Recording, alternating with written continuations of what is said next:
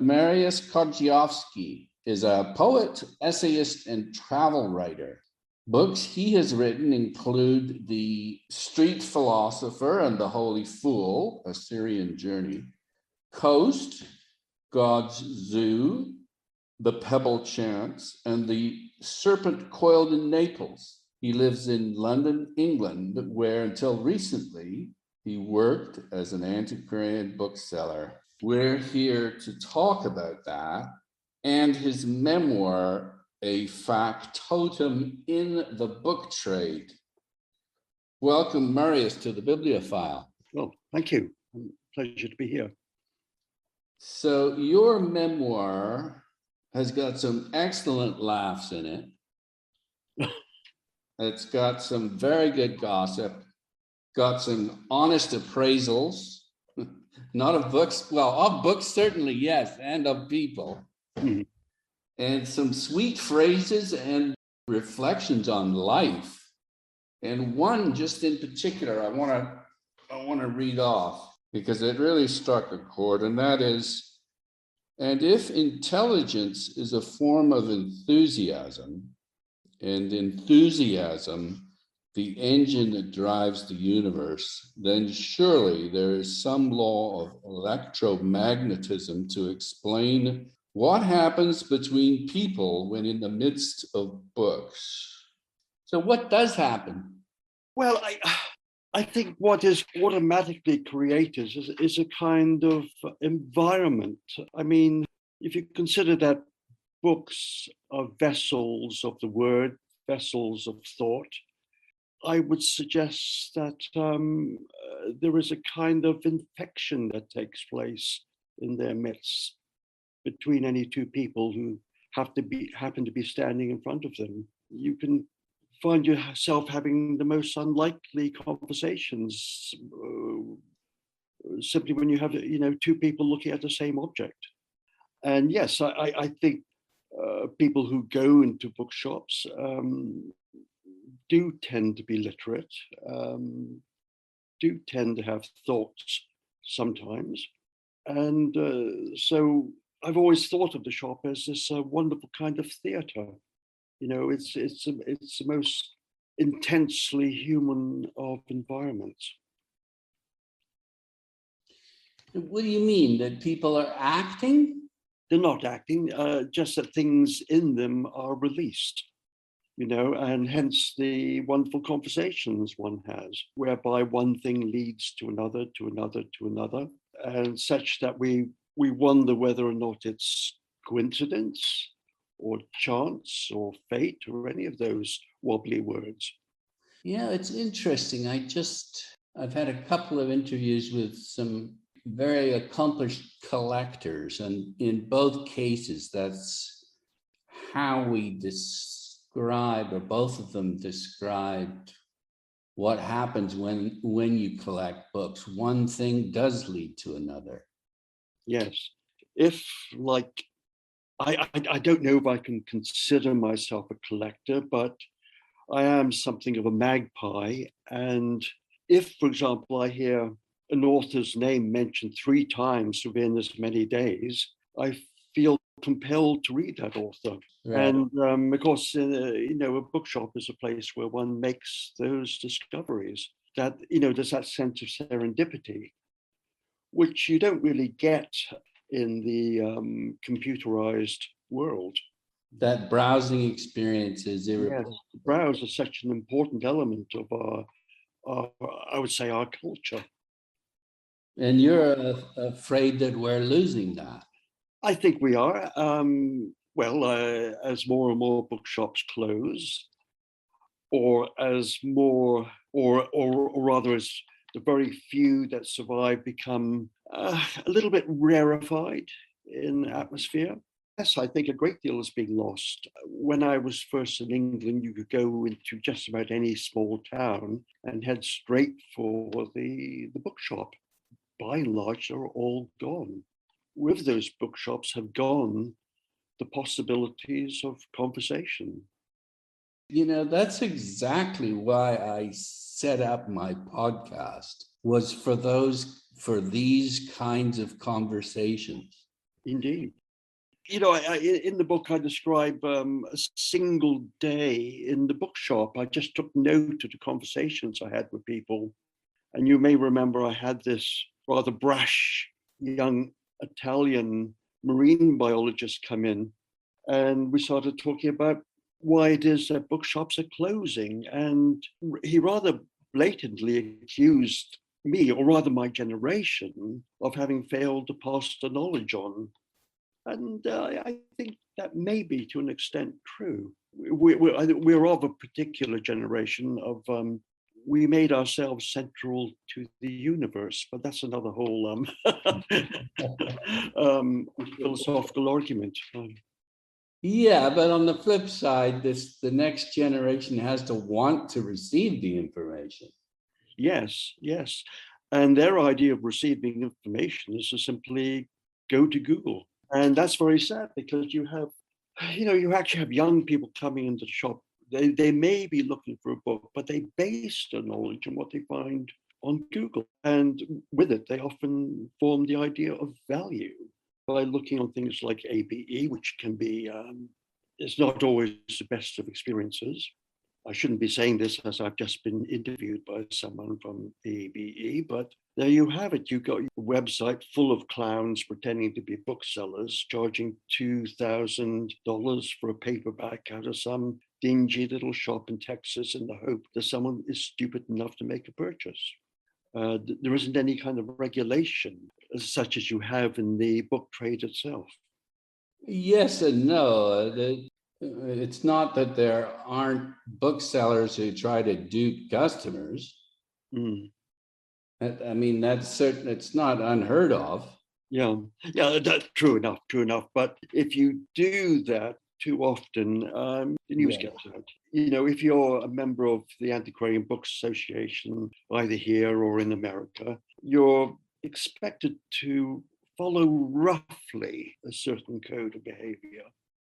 Yes, you are. But again, I think you may even raise this I think you do raise this in the book. Widows beware.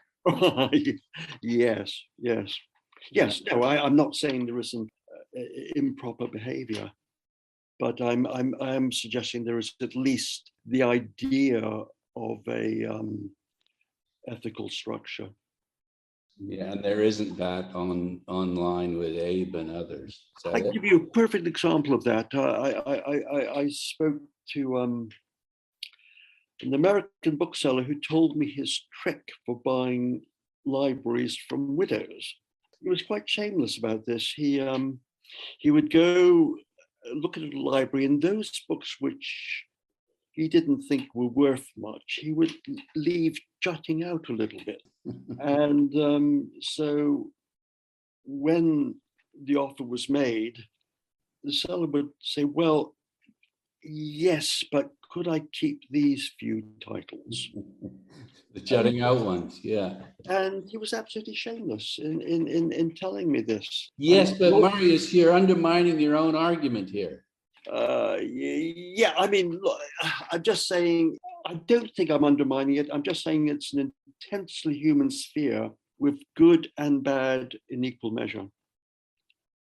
But do you think it's worse online? It must be. Yes, it is. Absolutely. Okay.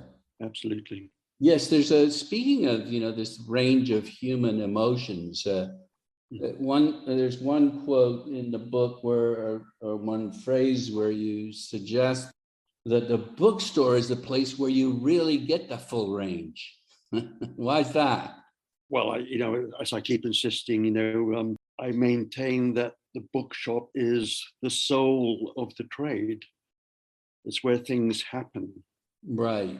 Whereas if you're selling online, it's merely procedure. You pull the book from the shelf, you print out the slip of paper that goes inside it and send it off. Yes. Well, what about soul then? What are you talking about when you say soul? Well, now we really are dealing with imponderables. The soul as in the spirit of the trade, the heart of it, where everything really happens, the conversations, the Yeah. discoveries, those Yes. extraordinary elements of chance, all these other things. The learning too. The learning, indeed, yeah. Okay, well, so let's go back to that farmhouse in rural Ontario Yeah. Mm-hmm. where you were born. Where was that exactly? Well, I grew up in the heart of rural Protestant Ontario, about 60 miles away from Ottawa, or if you prefer, 60,000 miles away from Ottawa, because that's what it felt like when one grew up in the rural place. Your neighbors had probably never been to the capital of Canada. They very rarely strayed beyond the local town. And I was in a somewhat different position in that my parents were both immigrants to Canada. My father was Polish, my mother English. And so they had, dare I say, a somewhat bigger view of the world. And they had books in the house. They didn't have money, but when they came to Canada, my mother made sure that a fair number of books were shipped over from England. And thank goodness, because there weren't any bookshops to be found anywhere near. I remember when the first Penguin bookshop opened in Ottawa. Now, this would have been in the 50s. My parents jumped into the car and drove quickly in case the bookshop would be gone the next day, to stock up. It was pretty much a desert back then. Yes. Of course, that's changed now. In those days, books were simply not to be had or to be found unless you went to the annual jumble sale, which is where I got my start buying books, usually for their tactile qualities. Where was that jumble sale? I'm in a little village called Bishop's Mills, which I'm sure you haven't heard of. Mm. You're a town called Kempville, which I'm sure you haven't heard of. Oh, no, I know Kempville. Oh, do you? Oh, yes. Whatever for? Were you stuck there, or did you? Okay, I'll just throw it in. I had a very pleasant evening with a friend of mine who used to be the librarian at McGill, and then he moved to Penn University, and he director of a library there. His sister lives there. David McKnight is his name. Right. Yes, that rings a bell. Anyway, so yeah, I do know Kempville, and you know what? They put up quite a nice library there recently. Well, in the last 5 years or 6 years, I think. Yes, and there's a very good bakery opposite. Yeah. I mean, people from Ottawa actually drive down there to buy the Bakewell tart. Okay. Okay, so you say that your parents were a deeply sad couple. Why is that? Oh, well, I mean, this I don't want to go into it too deeply, but my father had a difficult war. He was in the Gulag. He had when Germany and Russia split Poland, he tried to get to the UK to join the war effort, and was caught in Estonia, and then taken from there to the Lubyanka prison in Moscow, and from there to the Gulag north of the Arctic Circle. And he saw terrible things, and he most of which he never spoke of. But gradually, when England and Russia became allies, one of the conditions was that they had to release the Polish prisoners, to give them the choice of either joining the war effort in England or staying in the Soviet Union, which only fools did. And so he came around and met my mother in London, and they went to Canada after the war because my father's brother and his father were there. And they went not really knowing anything about rural life, well, not only in Canada, but anywhere. They had no experience. And my mother was a very disappointed woman. And, yeah, it made for, there's probably nothing so foreign to somebody English as living in another country where the same language is spoken. You know who I'm thinking of is Strickland's in Peterborough. The famous settlers who wrote the books. It's a Canadian classic. Oh, roughing It in the Bush. Yeah, that's Anna Moody. Moody. That's right. That's what this is putting me in mind of. It wasn't quite as rustic as that, but it was a fairly, rough area I grew up in.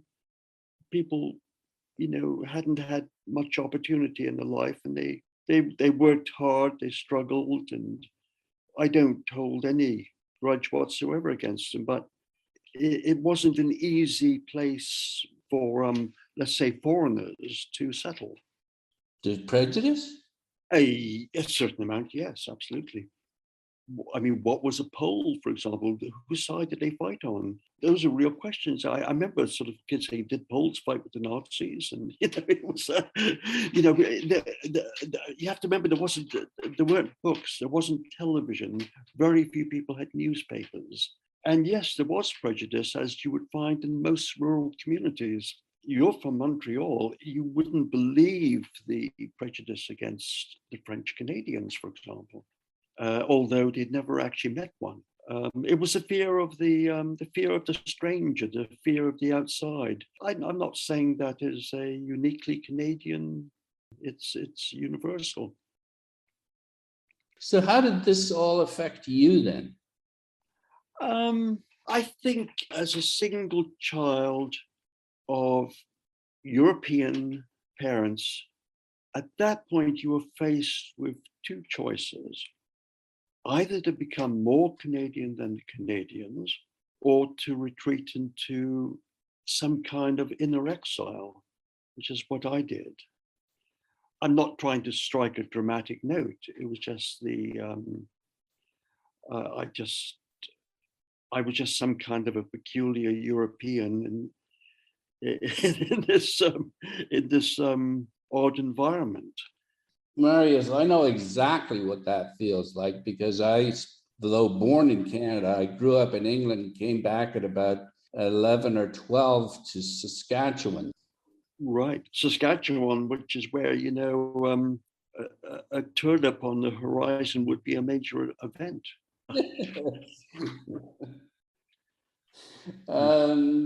Okay, what about your teens and university and things like that? What did you do? The teens were terrible. I went to the local high school in Kemptville, Ontario.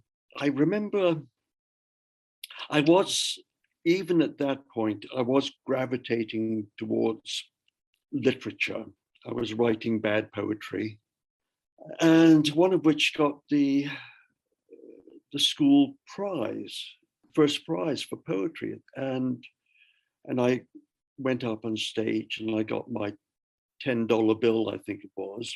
And, feeling, I've made it. I'm now something in this sort of a terrible place. And at the end of the day, I was leaving the school and there was some boys waiting for me.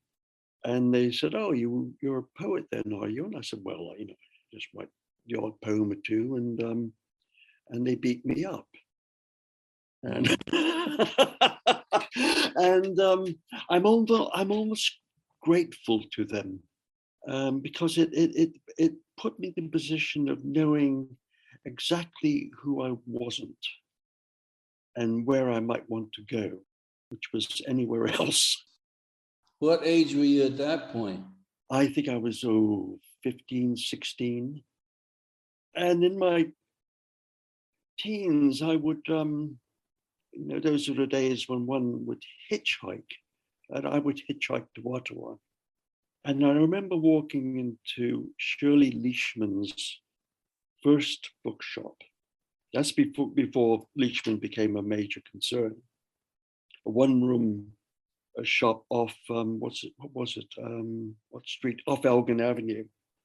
I walked in and there confronting me was this rack of books, black and white covers, and they were all New Directions paperbacks. Rimbaud, Baudelaire, Lorca, Ferlinghetti, all these people.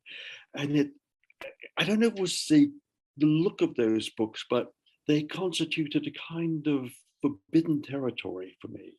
Were those the ones with the Lustig covers? Alvin Lustig? They were mostly photographic. Yeah, photographic covers. And I just remember seeing that the face of the young Rimbaud on the cover and thinking, who is this?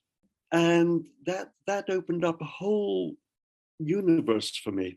In addition to that, I remember being at home near Bishop's Mills on the farm, turning on a Boston radio station and hearing the strains of Bob Dylan's It's All Over Now, Baby Blue, and thinking there's never been anything like this before. So it was a point of great restriction in my life, but also the opening up of a universe simultaneously. And I knew that was a way I'd have to go. So what happened then? How did you get out? Like what? Well, I bombed out of high school. I failed miserably in my final year because I didn't do any work. I was in such a state of despair. But there was the possibility of going to college. And I remember looking at the courses on offer, and I just put my finger down on cartography. Yes, and so I went to Ottawa, studied cartography for a year, but I couldn't continue because you had to work within 5,000ths of an inch at all times, and I was getting blinding headaches and working over a lit table. So I dropped out, and I became your classic directionless youth, working in places like the Bamboo Shop and the Light Bulb Warehouse, and I must have had about 15 jobs in the space of 3 years or so. You know, I was for quite a while I was completely lost, but I did take courses at Carleton University, just evening courses or whatever, and gradually got in to university through the back door. I didn't do an awful lot there. It was that period of rebellion and everything else. I didn't read the books on the course, but I did read countless books on the poetry shelves in the library, and got involved in actually creating a little bit of a poetry scene in Ottawa. There was a wonderful coffee house called Libou, which had many great acts coming there, and I was allowed one night a month to run a poetry evening. There was nothing so unusual in that, except it was the first venue in Ottawa for poetry which was not on a university campus. I was always looking for the alternative life at that point. So when did you go to England? 1973. How old were you? 23, I think, 24, 23. I went with the woman who would become my wife. But we didn't stay in England. We spent a whole year traveling, settling for a few months in Tunisia, and going from there through Italy, up through Eastern Europe. And then we ended up in England absolutely penniless. And if you arrive in England penniless, you're never able to leave again. And I ended up working for a public library, and then I worked for the Poetry Society. And when I was given an hour's notice to leave the Poetry Society because I'd be removed by the police otherwise, I did a little bit of freelance gardening, not knowing the slightest thing about gardening. The Poetry Society, I think you say, is much more about administration than actually talking at all about poetry. Yes. Oh, absolutely. Absolutely.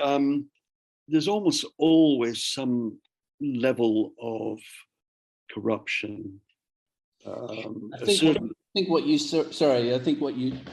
I should let you continue there on the corruption part. Yeah. Well, I mean, there was a real corruption, but also the corruption of the very ideals out of which such organizations grew. What, equal time for everyone or what? No, the ideal being that, basically being the promotion of poetry.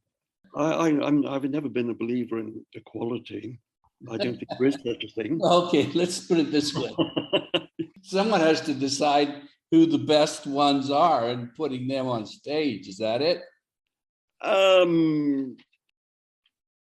You mean the poets? Poets, yeah. Yes, I mean it was really it was whoever was available. I mean the poetry readings were very good. A lot of them. I thought what you said is that most poets could use a shot of voice training. Well, yes, you do get an awful lot of mumblers, but then again, probably the majority of poets shouldn't get any kind of airing. I mean, they need to be culled every so often. And of course, it was with that idea that I fell in with the outrageous William Hoffer from Vancouver, who genuinely wanted poets culled. He wanted writers culled. Culled or killed?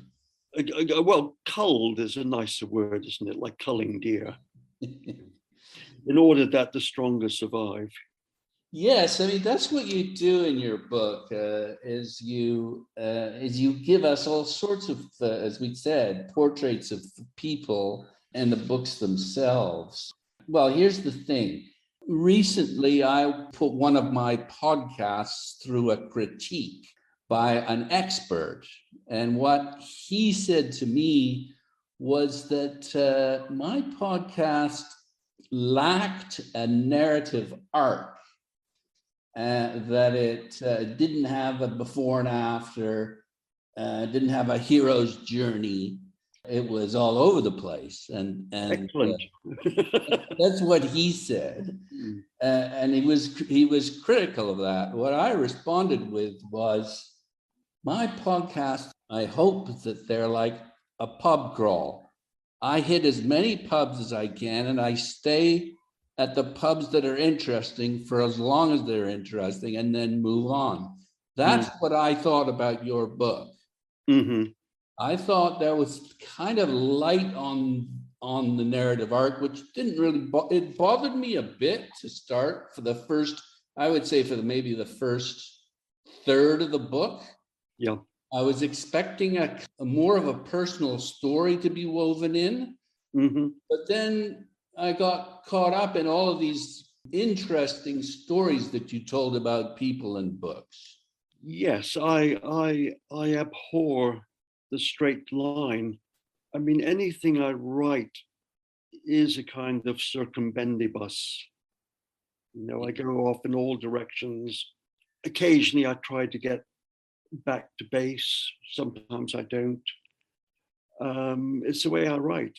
Yeah. The bottom line is it interesting or not?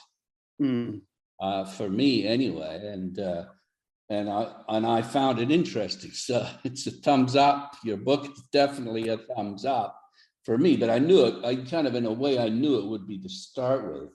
But I just wonder, there's not much on your private life there. I mean, there's some lovely reflections on life, but I don't get a sense of what actually happened in your personal life at all. Well, I've always been at great pains to keep a necessary distance writing. The same has been said about some of my travel writing. People saying, "Well, where are you?" Yeah. In the story. I mean, the ideal for me is to be the invisible storyteller. Yeah, but I did want to know more about your personal life. I just found myself wanting to know more. Well, it's not up for sale. Well, that's why we're doing the podcast, so I can dig into it. You could try. Yeah. Well, Go on. Okay. Well, no, let's just move along then from the Poetry Society. And as I say, throughout the book, there's just these great little, they're not life lessons, they're more reflections on life. Here's one, for example, on page 49. Sometimes, though, the stories by which we live in the mind are truer than the ones we actually live. We adjust our lives to their shape. You're not going to ask me to explain that, are you? When speaking of people's aspirations and dreams, they may not represent in the total any kind of reality, but they're still the star that they constitute the star that we follow or try to follow. Yeah, I think as you say, it's also a way for us to achieve things that we want to achieve. It's like, okay, you tell yourself that you're a certain person or you aspire to something, but you live it anyway before it happens. Yeah. I keep getting people saying to me, I want to be a writer. And my response is, as long as you keep saying that, you'll never become a writer. You simply got to decide one day that you are a writer. And act like one. Yeah, and I think that can be extended into many different sort of areas of activity. You just do it. Here's another reflection. He with smallest wants approaches the gods most nearly. That's not me. You put it in the book. No, but I think I stole that. Oh yeah, no, I know you. I know it's not made up by you, but you popped it in there. I just wanted to get. Oh right. Well, is that when I was? Was that the passage where I was describing that Romanian singer? Maybe, yeah. It's a lovely. It's just a lovely reflection, I think. Was it Plato? I think. Here it is. It's right on the next page. Yeah, it's right on the same page. Yeah. Mm-hmm. Anyway, yeah. Well, speaking of music's very important to you, isn't it? Hugely important. Hugely. Yes. So if you want to go into my personal life, we could switch from books to music if you like. It's one of the most important dimensions I inhabit. And how does it inform your love of books then? In terms of one's passions, they're indistinguishable. That passion comes from exactly the same place. At least for me, it does.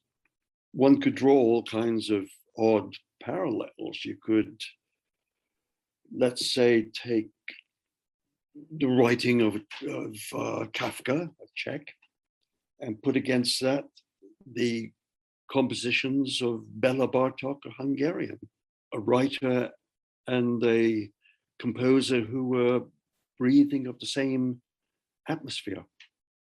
Same angst? Same angst as well, yes. So you do a lot of that, matching up music with authors. I wouldn't say, no, it's not that deliberate. But I'm just citing as a kind of line that one could draw.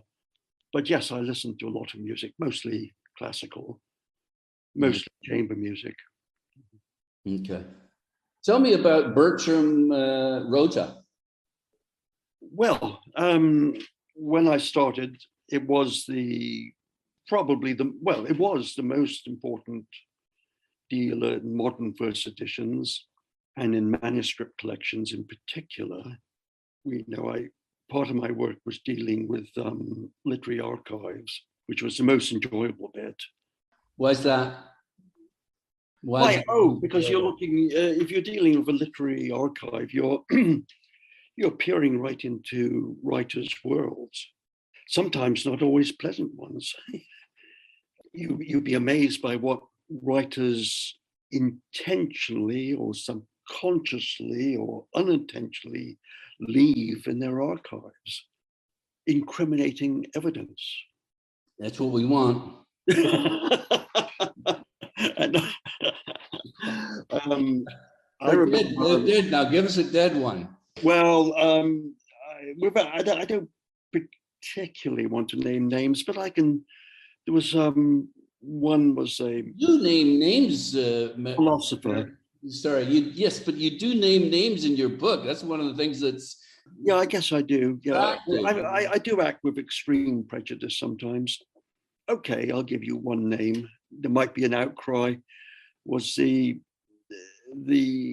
philosopher stroke art critic Richard Wollheim, who wrote most of his books under the influence of Freud and psychoanalysis, stuff with which I wholly disagreed.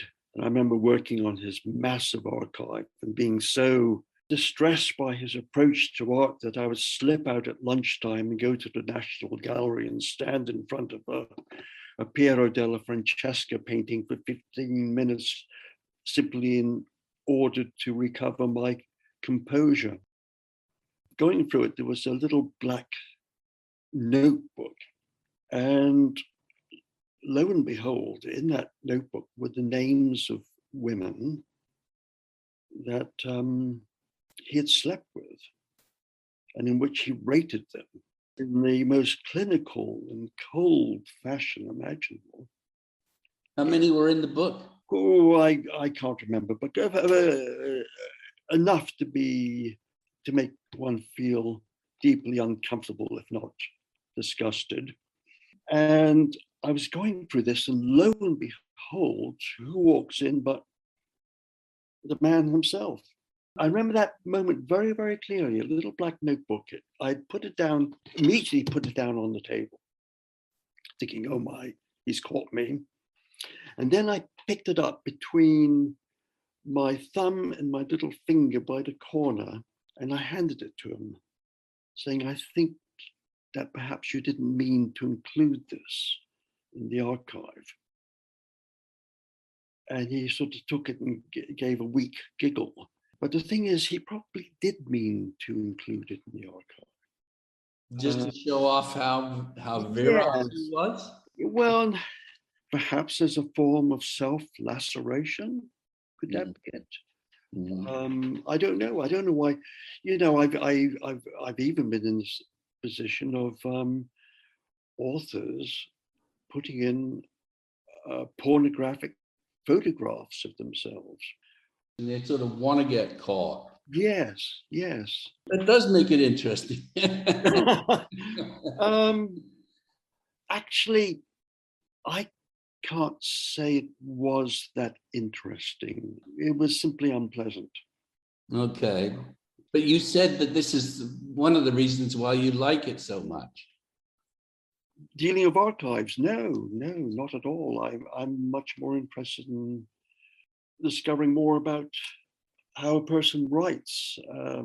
I can think back to one time when I was going through the letters of Patrick Leigh Fermor to this great society lady was named Diana Cooper.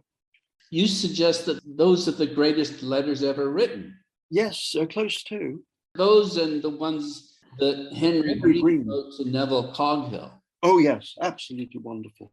And extraordinarily, they haven't been published yet. In either case? No, the Fermor ones have been published, but not the Henry Green. And they are just the most wonderful letters. And the letters are every bit as fascinating as the writing the novels themselves. Wow. There was one letter in particular where he describes he worked in his father's factory, and he described a bird flying around desperately within the confines of the building. That letter was a piece of literature, as far as I'm concerned. The curves the birds made against that sky, that describing the children, right? That was another instance of birds. There was another one where a bird just got into a factory by mistake and was flying around desperately. So where are these letters now? They're at Eton College. Maybe there's a publisher listening right now. Let's hope, yeah. And if so, I know the perfect editor for it, and it's not me. Okay. Who is it? An ex-colleague of mine called John Byrne, who ran the manuscripts department. He had long expressed a desire that they be published, but I think, I'm not sure, but I don't quote me on this. I think there were possibly legal tangles or something to do with rights. I just don't know. I don't know. John Byrne, you mentioned, taught you so much about the book trade. What was the most important lesson that he taught you?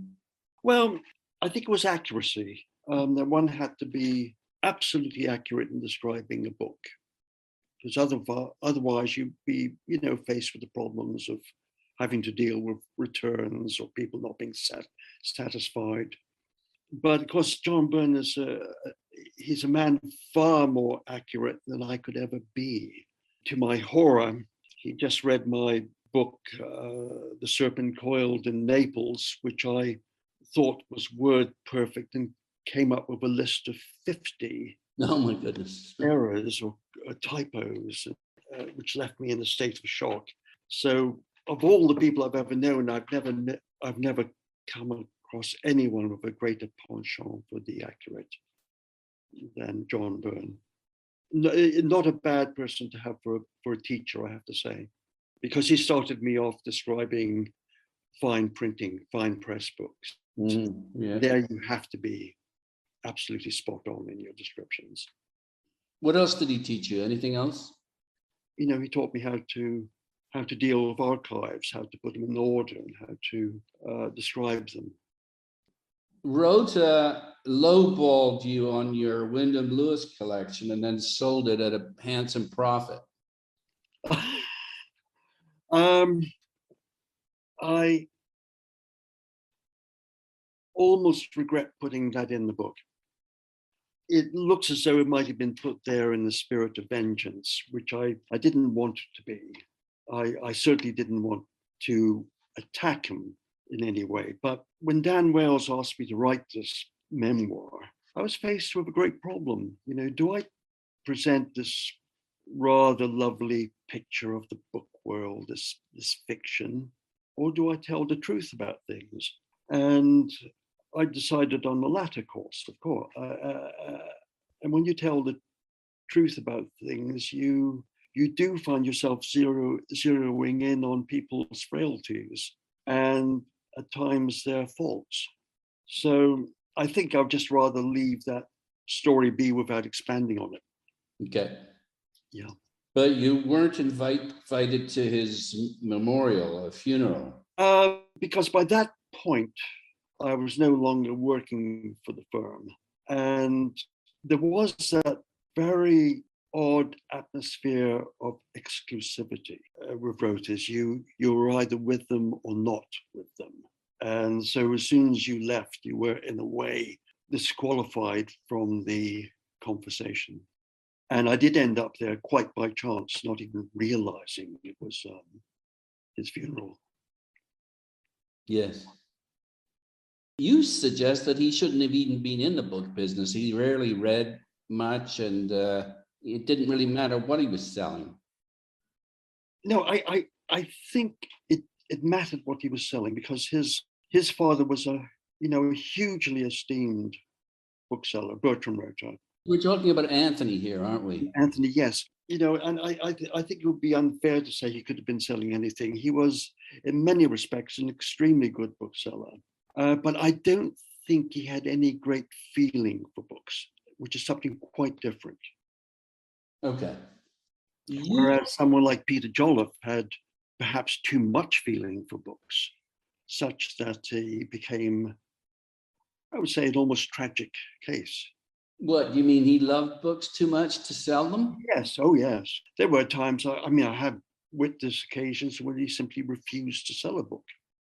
I couldn't help but have a kind of perverse admiration for him. Yeah. Yes, exactly. It's good. Especially if you felt the book was going to the wrong person. Like, you could just see it in his eyes. Right. I don't want this creep to have this wonderful book. It doesn't make for a very good bookseller, but it does Okay. make for a great bookman, which is what he was. And just tell me a bit about him. Peter was really one of the most extraordinary people. There was something a bit intergalactic about him, not quite of the human race. What's Uh, that mean? he was a very lonely figure. His childhood was terribly lonely. His mother died very young, and his father, when the mother died, the father never spoke of her. She became a sort of a non-subject. And so Jolliffe sort of drifted into his own world, of books, and books were his world, books were his family. Is there a lot of that goes on in the trade, do you think, or not? I think it used to be the case more in the past. Okay. I would say Peter Jolliffe was one of the last really great eccentric booksellers who couldn't bear to part with his books. But there were others, of his or certainly of an earlier generation. I remember there was grouchy figures in Cecil Court, that little alleyway full of bookshops, who would be so bloody minded when it came to selling a book that they were reluctant to let go. And they would just say, "Oh, it's not for sale," so, and and I have to say, I on occasion I felt like that myself sometimes. Yeah, yeah. And I can think back to a time when I don't think I even wrote about this, where I refused to sell a book to a particularly obnoxious customer.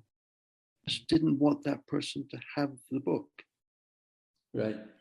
Well, and you've got the power to do that too. It's like you've got the power to act against your own financial interest if you want to. Well, no, I wasn't acting against my own financial interests, but against my bosses, because I've always been a factotum. Yes, yes, because you don't like the administration part necessarily, and you want time to write. Yes, I was offered the possibility of a partnership with Peter Ellis, but he very wisely, because he knew me, he very wisely said, if you become a bookseller proper, I'll guarantee you'll stop writing. He was right. There was a period of 1 year where I did manage a bookshop, Bernard Stone's, and I can tell you I wrote not a single word right that year. I was so worried about the business at the end of things. Let's just go with another reflection on the customer. The most interesting customers are ones that follow their own path and shun fashion. Well, yes. That's always the case, isn't it? Easy to follow a list, or Yes. I have to say, one of the things that has saddened me most is the demise of the old style book collector who follows his passions. There was a whole new breed of collector who were buying the books that he or she felt ought to be seen on the shelves.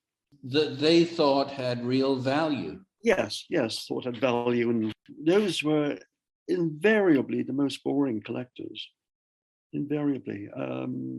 But no, wait a minute. The ones that sought out sort of new fields because they thought that it was a valuable, and not financially, just valuable and important thing to go after. Those are not boring. It's the ones that just look to try and make some money off it. Yes, it's very interesting. You would have individuals collecting furiously for a few years, and then they sell their library. And I don't get it. I just don't get it. Well, I think you do get it though, because you talk about a collector who did that sort of thing, and it's largely because they've collected everything they can, and they want to keep collecting new other stuff, so they sell it or try and sell it. Yes. That's a somewhat different instance. One of the most fascinating book collectors I know of is a man called Tony Fekete, who buys yeah, unlikely translations of books. If he were offered the first French edition of Robinson Crusoe, he wouldn't be interested. But he was delighted when he was offered the first Maltese one. Now, there you have a collector who really is going his own way. It's an extraordinary library. I don't know what he's one of these collectors who are truly driven. Here's another quote. There is nothing, and I just love this. This is probably my favorite quote in the book. There is nothing that can replicate the thrill of going into an unknown bookstore for the first time. That is the truth. That's the word. Yes, absolutely. And of course, that experience becomes harder and harder to have. Yeah. For example, I've never taken any pleasure in book fairs because you know that the books on those shelves are there for a purpose. You know, they're valuable at a high price, which I couldn't afford to pay anyway. No, you want the treasure. You want to find something that's a treasure that's underpriced. Yes, but moreover, I want to find something that's a treasure that I actually want, and that's the most thrilling thing of all. You know, there are certain bookshops that have that quality. I can think of one right away, an enormous barn of a place called Leakey's. Scotland? Yeah, in Scotland, in Inverness. And you only have to walk through the front door of that place to know there is something there that you want, if only you can find it. Yeah, I love that. I've never left that place without a book. Right. Well, and you're like me. It sounds to me like you have never left any bookstore without a book. Yeah. We're both of us. We're very clearly rather sick people for which there is no known cure. Yeah. Moving along here, let's get back to Bill Hoffer. I've read some of his catalogs, and they are just filled with wicked put downs and strong opinions, and they're really entertaining. Well, yes, I was the victim of one of his put downs. I wrote something he particularly hated. And the thing about Bill Hoffer, when he hated something, he turned it into a campaign. Like the tanks campaign. Yes. I mean, he was one of the most unreasonable of people. And yet, with it, you did get the sense of a genuine passion for books. And in his case, I suspect a desire to be a writer, which he never was. He was a polemicist to a degree, but I think he probably wanted to be more and didn't have it in him. He wanted to be a poet. And didn't have what in him? Guts? Talent. Forgot about that, didn't you? I did. Well, there's so little of it around, you know, so. Yeah.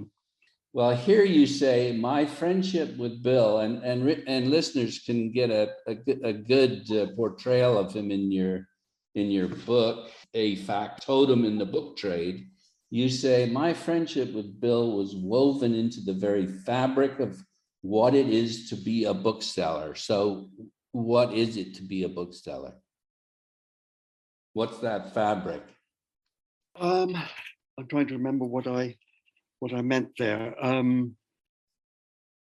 I think it was that ability he had, and which I would like to think I have, to read significance into books. He had it. To distinguish significant books? No, not to distinguish, but to understand why a book is important. He had it to an extraordinary degree, which made him such an interesting bookseller. You know, he would see the significance why a book might be historically important or important in terms of literature. Let's say there was a I'm trying to remember his name at the moment. There was a Norwegian writer called Grieg who, Composer? no, not the composer, no, I can't quite remember his name. He was a poet, Okay. but Bill felt the book was important because it had an influence on Malcolm Lowry. So you really have to have read deeply Yes, and widely to capture all these. exactly. Yes. Yes. Yes. Bill had it, and of course, another person who had it to an incredible degree was Martin Stone, about whom so much has already been written. Did he have his own shop or what? Only briefly. Martin was far too restless to ever have a bookshop. He had one for a few months, which he invited me to manage many, many years ago. And it's a good thing I didn't take him up on the offer because he lost interest almost immediately. Martin Stone had an almost supernatural knowledge of writers, particularly those of the symbolists, the French symbolist school, even the minor figures, and could draw links between the minor figures and the major ones. And in some respects, I would say Martin Stone was one of the greatest booksellers who ever lived because his knowledge was so formidable. Oh. But you say there's been a lot written on him? Yes, there's a memoir by, was it John Baxter? Anybody who's written about the book trade will have written about Stone and his ability to go into the most hopeless of environments and come away with a treasure. I've never known anyone with his ability. And also his ability to forge links was such that he would know who among writers would have, let's say, important books by Samuel Beckett because they'd been friends at some point. And so he was always on to great libraries before anyone else because he knew the links. I just want to quickly look at another collector, Raymond Danowski, who you say is an example of generosity that calls for witness. Danowski was a very, very strange figure, I have to say, somewhat sinister. He built a poetry collection, which was absolutely enormous. I don't know if he ever looked at a single book in that collection. There was a gigantic warehouse, right? Absolutely, in Switzerland, which he called the hole, and everything would go into the hole. I really first knew about him when I went to work for Bernard Stone. Bernard Stone survived as a bookseller by supplying schools in South Africa with textbooks, the sale of which was subsidized by Danowski. Clearly, there's a case of generosity, but at the same time, I found myself in the middle of two figures who were involved in constant psychological warfare. Raymond played Bernard, as if he was a puppet. And I was always worried about, all the money coming from a single figure, because I always said to Bernard, what would happen if we lost Raymond Danowski? We'd be finished. And Bernard always said, oh, don't worry, we'll be fine. And then it happened, the terrible thing happened. At Danowski's I should say insistence, we moved to a new venue. And of course, it costs a lot of money getting it into the right shape. And on the day of the opening, Danowski sent a cab to the bookshop. The driver came in with a little folded note from him, which said, this marks the end of Bernard Stone. Yeah, that's pretty dramatic, isn't it? It was horrifying, absolutely horrifying. And even then, Bernard said, don't worry, we've got a warehouse. I've got a warehouse full of books I've been accumulating for decades and decades. And so I thought, okay, all right, let's see what these treasures are. And they weren't treasures. It was mostly junk, remainders. It was a desperate situation. But you do accept Danowski's definition of a book collector. Here's how he puts it. I want to say book collecting is fun, serious fun possibly, but always an antidote to the idiocies of life and the pretensions of academia. Book collecting is an outlet for fanaticism, passion, love, and rationality without their drawbacks.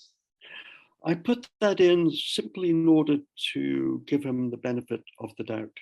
I never discussed poetry with Raymond Danowski. I saw him many times.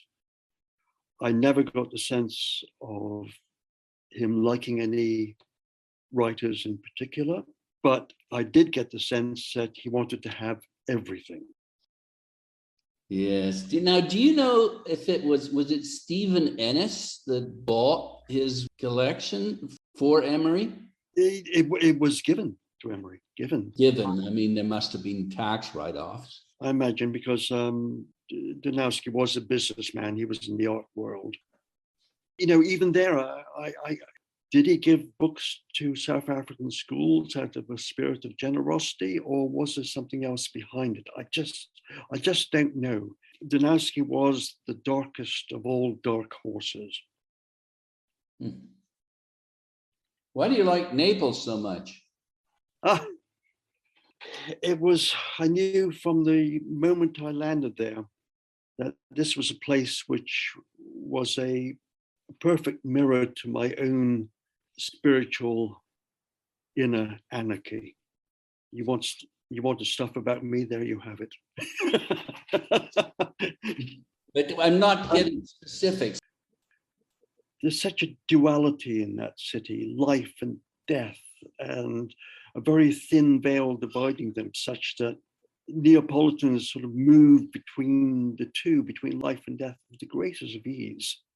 That's interesting. There is the cult of skulls, which fascinated me. People who would, mostly elderly women who would look after skulls. The idea being that the possessor of the skull, spirit, would come to them in dreams and offer suggestions. But the Neapolitans, being Neapolitan, you know, they would tend to ask for the lottery ticket numbers. But that thin veil between life and death is manifested in its philosophers, in popular belief. You mean they're not uptight about death? Is that what you're saying? They don't.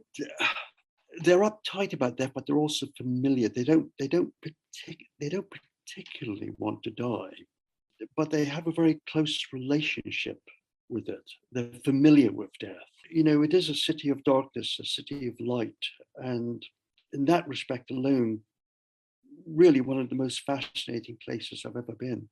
I just knew from the moment I landed that this was the city for me. And listeners can read your book on the city too, if they so wish. Delighted if they did. Mm-hmm. It's called The Serpent Coiled in Naples. Would you say that you got into book selling because of the friendships you were able to make through it? No, I had no idea what I was doing.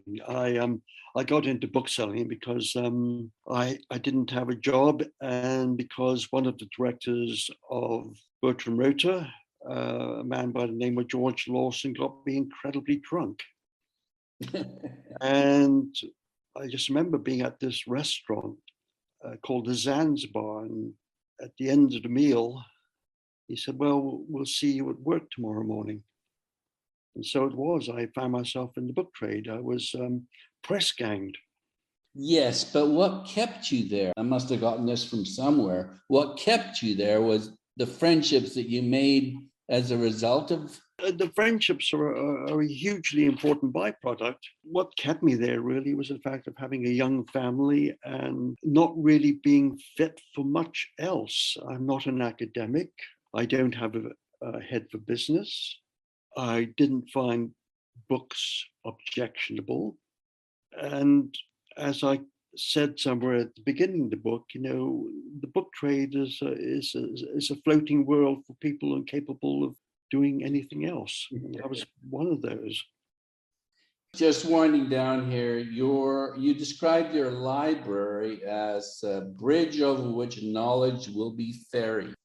I don't know if I'm quoting it. I think I am, but actually, it's a bit odd. You say that your library is a bridge over which knowledge will be ferried. Did I? Yeah. Page 314. 314. What was I talking about? Just because I say things doesn't mean I mean them. And you wrote it down. Oh, right. Well, I have no memory of this line. Well, a bit pretentious, isn't it? Well, it's nice though. I mean, really, when you think of Yes, it. my library is a kind of bridge, a bridge more firmly constructed than myself. Its bolts in the right places, and over which knowledge will be ferried. Yes, that's what my books are to me. Yeah. They're objects that I like to have, but objects which are heavily freighted with meaning. That you can learn from. Yes. Mm-hmm. Although, given I'm not one of those like certain collectors who are so locked into his books that he would sacrifice even experience for them. Yes. Yeah. Experience is ultimately more important. Yeah. It's better. Yeah. Yeah. Yeah, that's a good point. I just want to finish on this collector named Patrick. Oh, Patrick. Maybe you could talk just a little bit about him. Yes. Patrick was, one of the very last Cockneys. He was unschooled. Listening to him was like walking through a grammatical minefield. But he was absolutely sincere in his quest for knowledge. He was a pensioner. He didn't have much money, and would buy books from the outside shelves, and would quite often buy books which were inscribed by the authors. It didn't matter if no one had ever heard of the author. It gave him pleasure to go to the library that week and find out who the author was. And he took such pleasure in this that of all the people I sold books to, it gave me the most pleasure, because he took such delight in just going for the £1, £2 books until he landed on something. And in that respect, I found him a very touching figure, a man who was determined to teach himself. And, ultimately the kind of collector I like the most. I would, I would sooner have one Patrick than 100 wealthy collectors who buy books simply because they can afford them.